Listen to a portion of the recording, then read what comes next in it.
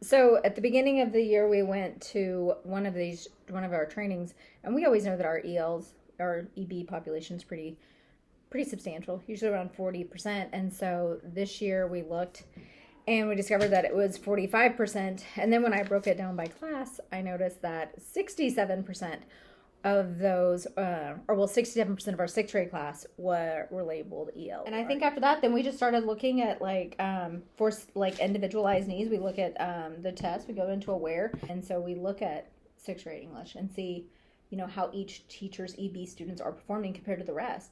And if there's a bigger gap, then that's kind of what I think. Well, we start at teachers first, and then we go to classes. And so, say like our sixth grade class, we go there and see, what is it? So if everybody's scoring around 53 and then our emergent bilinguals are at 52, we're okay. But if our emergent bilinguals are scoring at like 42, we know there's a huge gap there. We're like, how can we best support that teacher? And then what can we do with that? And even when it's not like a huge gap, because I think kind of beginning of the year, we're looking at more like 10%, Yeah. something like that gap between our general population and our EB kids, which doesn't seem huge, but when you're talking about 45% of your kids, Yeah. those are That's big huge. numbers. Yeah. So yeah, that's kind of how we decided that Mm-hmm. needed to be a focus and how we wanted to kind of attack it along with our wonderful coach. Yeah.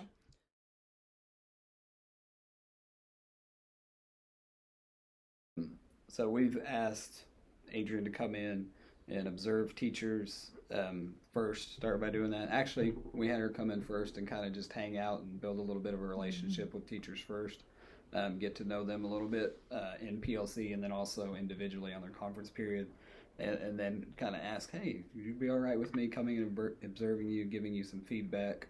And then that's something she started doing, coming in, observing teachers, giving them some feedback on some supports that they could give, and then debriefing with us afterward, as well as us debriefing with the teacher or her debriefing with the teacher. So it's been a pretty structured process, which I think has worked really well. PLC wise, she's done some trainings in PLC, different strategies on how to scaffold for EBs and then follow up with that. So a lot of the stuff that she's doing in PLCs, we're also presenting in PLCs.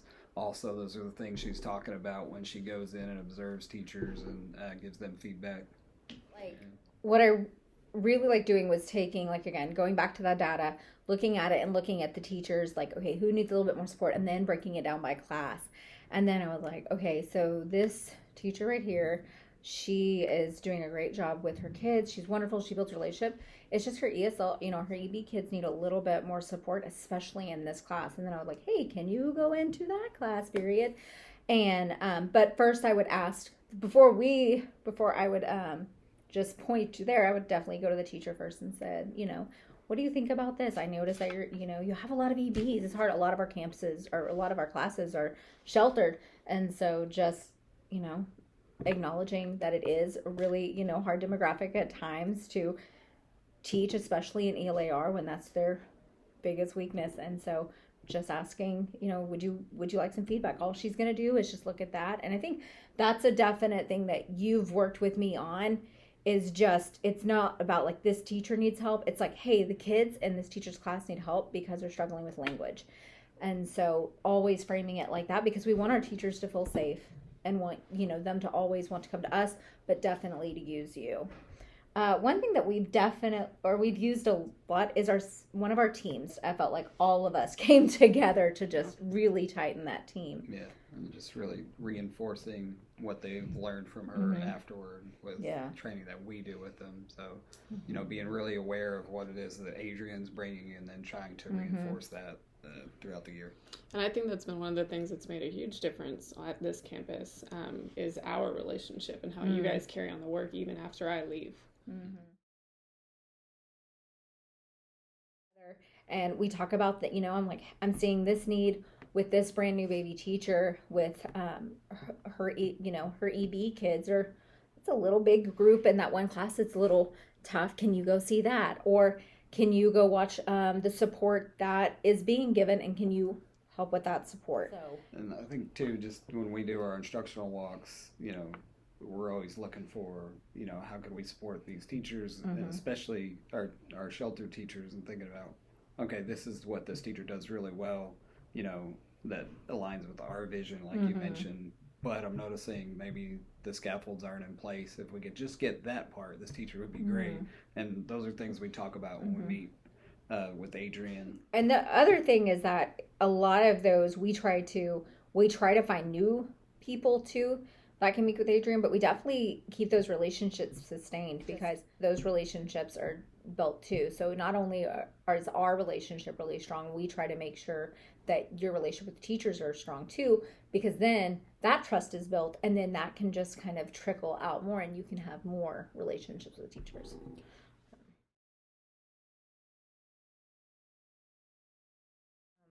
Well, what we really started with the whole process was we do these instructional walks. And so our principal, Mr. Drysdale, takes me and him and sometimes some of our IPs, and we do instructional walks. And the first month of doing this, we just kind of noticed that was kind of our problem of practice, was that our kids were not talking as much as they should be. And so which is an even bigger problem for our EB kids. Yes, that's been our struggle, especially in getting them released from the program, is they don't do well in the speaking and listening part.